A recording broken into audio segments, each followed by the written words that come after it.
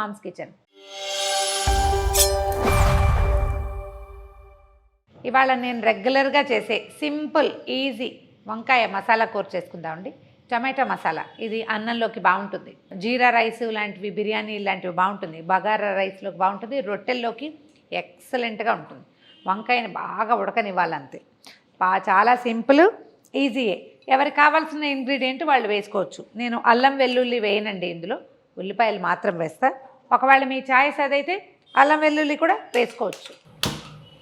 పచ్చివి అంటే పచ్చి ఉల్లిపాయలు, టమాటాలు, కొంచెం మసాలాలు అంటే ధనియాలు, జీలకర్ర, లవంగము, ఏలకాయ, దాల్చిన చెక్క, ఈ మూడింటిని పచ్చివి గ్రైండ్ చేసి వేయించుకోవచ్చు.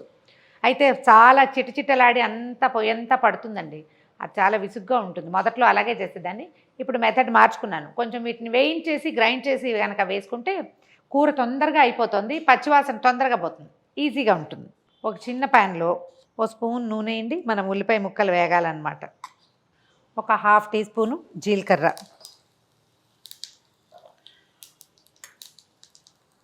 ఓ స్పూన్ ధనియాలు, దీంతో పాటుగా ఇంత ఇంత మాత్రమే దాల్చిన చెక్క, తర్వాత ఒక ఏలక్కాయ లేదు 2 వేద్దాము, 2 లవంగాలు. జస్ట్ దీన్ని వేయిద్దాం. ఇది నేను పొడిగా చేయనండి, దీంట్లోనే ఉల్లిపాయలు టమాటాలు వేసేస్తా, బాగుంటుంది. కొంచెం మన మిక్సీ బాగుండాలి అంతేనమాట. దీంట్లో ఏంటంటే కరివేపాకు మస్ట్ అండ్ షుడ్గా వేసుకోవాలండి, భలే బాగుంటుంది వాసన. ఒక ఉల్లిపాయ మాకు చిన్న ముక్కలు తరిగారు, కానీ అంత చిన్నవి తరుక్కోక్కర్లేదు, పర్వాలేదు, కాస్త పెద్దవి తరిగిన మీ చాయిస్ అండి. మరి కాస్త ఉల్లిపాయ కూడా వేసుకోవచ్చు. మనం ఒక పావు కిలోకి చేస్తున్నాం అనుకోండి కాయలు, ఒక పెద్ద ఉల్లిపాయ సరిపోతుంది.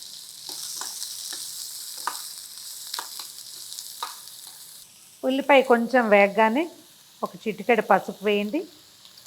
తర్వాత 2 టమాటాలు వేసేసేయండి. అంటే ఉల్లిపాయ తక్కువే, టమాటాలు కొంచెం ఎక్కువ అనమాట. కూరలోకి మనకు కావాల్సిన రంగు, పులుపు, రుచి కూడా టమాటాది, దీనికి బేస్ ఉల్లిపాయ అన్నమాట.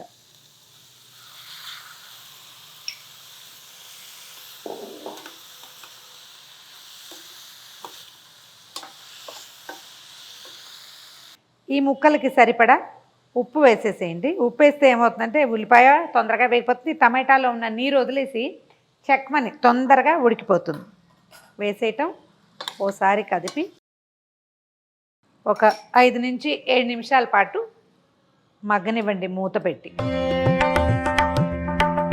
మన ఉల్లిపాయ టమాటా వేగిపోయిందండి, కొద్దిగా చల్లారనిచ్చి మిక్సీలో గ్రైండ్ చేసేద్దాము. దీని మీదకి కొంచెం కొత్తిమీర వేసుకోవటము, వంకాయల్లో పెట్టుకోవటం.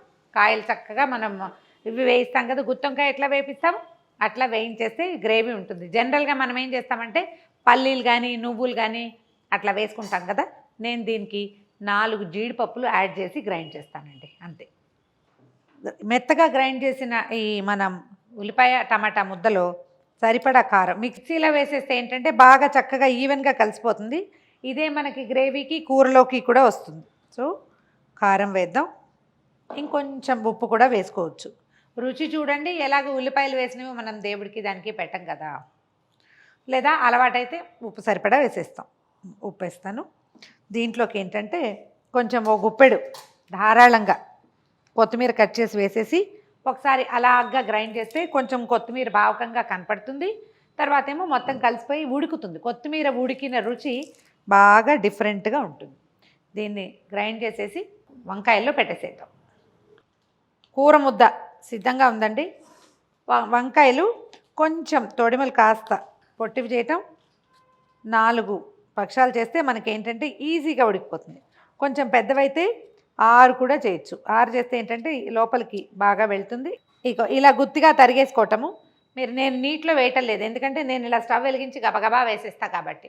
వంకాయల్ని ఎప్పుడు కూడా నీళ్ళల్లో వేసి పెట్టుకుంటే చేదెక్కిపోకుండా ఉంటాయి. నీళ్ళల్లో ఒక చిటికెడు ఉప్పు వేయండి, పసుపు కూడా వేసుకోవచ్చు మీ అలవాటుని బట్టి, లేకపోయినా పర్వాలేదు. నీళ్ళలో వేయటం, ముక్కలు కాయలు తరుక్కునేదాకా. మనం 1 కిలో తరిగితే అంత టైం పడుతుంది, మన దగ్గర ఉండవే పావు కిలో, 2 నిమిషాల్లో అయిపోతుంది కదా, అందుకని.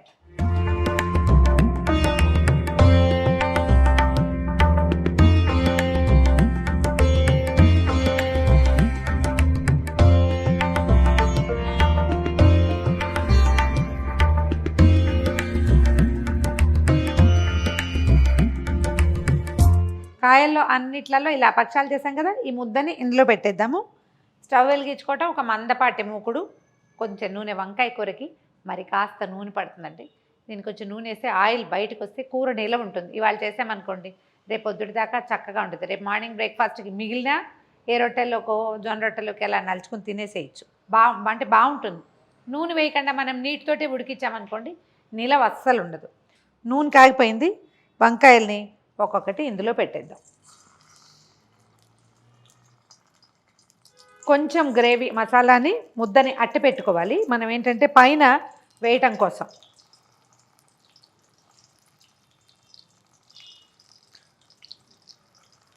ఇది ఆల్రెడీ ఈ ముద్దని మనం వేయించిన ముద్దే కాబట్టి ఇది వేగడానికి ఎక్కువ సమయం పట్టదు. వంకాయలు మగ్గడం మాత్రమే మనం చూసుకోవాలన్నమాట.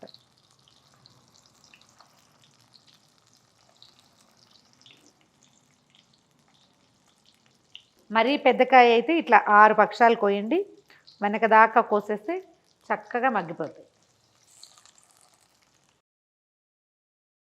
కాయలుకి మూత పెట్టేద్దాము. ఓవైపు కాలిన తర్వాత మళ్ళీ రెండోసారి వెనక్కి టర్న్ చేసాం, వాటిని తిప్పి అప్పుడు మిగిలిన మసాలా ముద్దని కూరలో వేద్దాం.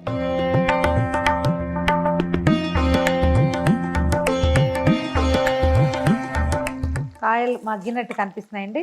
వీటన్నిటిని కొంచెం జాగ్రత్తగా అటు ఇటు తిప్పేద్దాము, పైకి కిందకి అన్నమాట. రెండో పక్కన కూడా వేగిన తర్వాత ఈ మిగిలిన మసాలా ముద్దని ఇందులో వేద్దాం. కాస్త గుర్తుగా తిప్పండి, మనకు తెలుస్తుంది కదా వేగింది ఏ సైడు వేగంది ఏ సైడు అని. అవన్నీ కొంచెం అలవాటు అయితే వస్తాయి. నేను కొంచెం ఇవాళ నూనె ఎక్కువే వేసానండి, 1 స్పూన్ తగ్గించవచ్చు ఇందులో.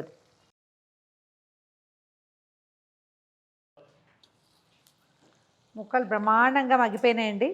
ఇప్పుడు ఏం చేద్దామంటే కొంచెం గ్రేవీ ఉంచుకున్నాం కదా, ఇది దీని మీద వేసేద్దాం. మీకు ఈ కూర లూజ్గా కావాలి అంటే దీన్ని కొంచెం పల్చం చేసి పోసుకోవాలి. అన్నంలోకి అయితే ఇలాగే కొంచెం చిక్కగా ఉంటే సరిపోతుంది కదా. రొట్టెల్లోకి కావాలంటే మాత్రం మనం ఏం చేయాలి, దాన్ని కాసిన నీళ్ళు పోసి ఒకసారి గ్రైండ్ చేసేసి ఆ నీళ్ళు పోసేస్తే లూజ్గా వస్తుంది. మన అవసరాన్ని బట్టి చేసుకోవటమే. ఇది పచ్చి ఉల్లిపాయ కనుక అయితే, టమాటా పచ్చిదైతే కిందంతా అతుక్కుపోతుందండి, ఎంతసేపు దాన్ని కదపాలి, ఈ కాయలు డిస్టర్బ్ అయిపోతాయి. అందుకని మనం వేయించి వేసుకున్నాం కదా, ఇంకా అడుగున అంటుకోదు, కొంచెం నలకంతే అంటుతుంది, పర్వాలేదు. అది ఒక 5 నిమిషాలు ఈ మసాలా కూడా వేసిన తర్వాత మగ్గనించి దింపేసుకోవటం, వడ్డించేయటం. మూత తీసి చూద్దాం మన కూర ఎలా వచ్చిందో. ఓ బ్రహ్మాండంగా వచ్చింది. మొత్తం వేసిన ఆయిల్ దాదాపుగా పైకి వచ్చేసిందండి. మీ అలవాటుని బట్టి కొంచెం నూనె పైకి కిందకి చేయండి, అంతే.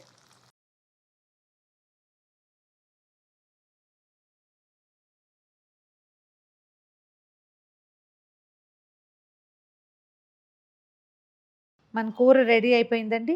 కొంచెం ఈ వేడి వేడి కూర మీద కొద్దిగా కొత్తిమీర చల్లి ఎంచక్కా డైనింగ్ టేబుల్ మీదో లేకపోతే మనం భోజనాలు ఎక్కడ చేస్తామో అక్కడ పెట్టేయండి. కూర రెడీ అయిపోయింది.